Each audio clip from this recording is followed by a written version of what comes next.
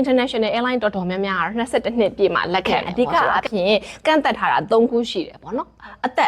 က်ကခုနကတော့ပြောတော့မကန့်သက်ဘူးဆိုတာအကြီးဆုံးကိုမကန့်သက်ပြင်မဲ့အငယ်ဆုံးကိုကန့်သက်တယ်ပေါ့နော်အဲ့တော့18နှစ်အောက်ငယ်နေလို့ရှိရင်သူကအလုပ်လုပ်လို့မရဘူးဆိုတော့18နှစ်ပြည့်ရင်လည်းရောလုပ်လို့ရပြီလားဆိုတချို့ airline တွေကလက်ခံတာဖြစ်နိုင်တယ်ဒါပေမဲ့ international airline တော်တော်များများ22နှစ်ပြည့်မှာလက်ခံတယ်ပေါ့ဆိုတော့အကန့်သက်ချက်ဆိုရင်တော်တော်များများထင်တာဘယ်လောက်ကြီးသွားရင်လုပ်လို့မရဘူးလဲမဟုတ်ဘူးဘယ်လောက်ငယ်နေလုပ်လို့မရဘူးလဲဆိုတာရှိတာပေါ့နော်သုံးချက်မှာတစ်ချက်ကအသက်ဒုတိယတစ်ချက်ကကြတော့အရက်ပေါ့အရ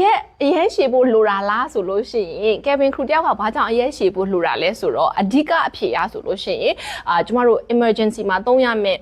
ပစ္စည်းကိရိယာတစားပလာ equipment တွေကိုထားတဲ့နေရာတွေကအပေါ်မှာလည်းပဲဖြစ်နိုင်တယ်ပေါ့နော်အဲ့ဒီအပေါ်ကိုကအရေးကြုံလို့မိသက်ဖို့အတွက်မိသက်စေဘူးလှမ်းယူပါတယ်ဆိုမှကိုကမမီမကန်ဖြစ်နေလို့ရှိရင်ဒီစက္ကန့်အနည်းငယ်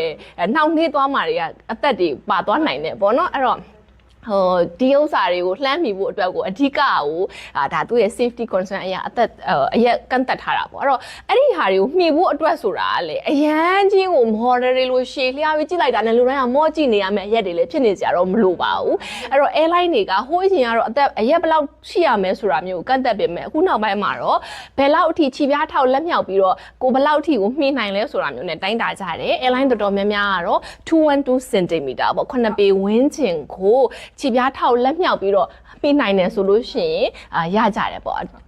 အတော်များများကပေါ့နော်ဆိုတော့အသက်ရဲ့အရက်ရဲ့ပညာရည်စင်းရောလိုလားဆိုလို့ရှိရင်လိုပါတယ်ပညာရည်စင်းကတော့10တန်းလို့ပြောရင်လည်းရတယ်လို့တနိုင်ငံနဲ့တနိုင်ငံမတူကြဘူးဆိုတဲ့ခါကျတော့အထက်တန်းအောင်နဲ့ပညာရည်ချင်းပေါ့နော်တချို့တွေဆိုတကယ်လို့ O level ဆိုရင်လည်းအထက်တန်းအောင်ပညာရည်ချင်းနဲ့ညီတယ်လို့ပြောလို့ရပြီပေါ့ဒီအောင်လက်မှတ်ရှိတယ်ဆိုလို့ရှိရင်လည်းရပြီပေါ့ဆိုတော့ပညာရည်ချင်းအပြင်တော့အထက်တန်းအောင်ပညာရည်ရှင်းရပါပြီဆိုတော့အဓိကဒီ၃မျိုးကန့်သက်ချက်ကတော့ရှိတယ်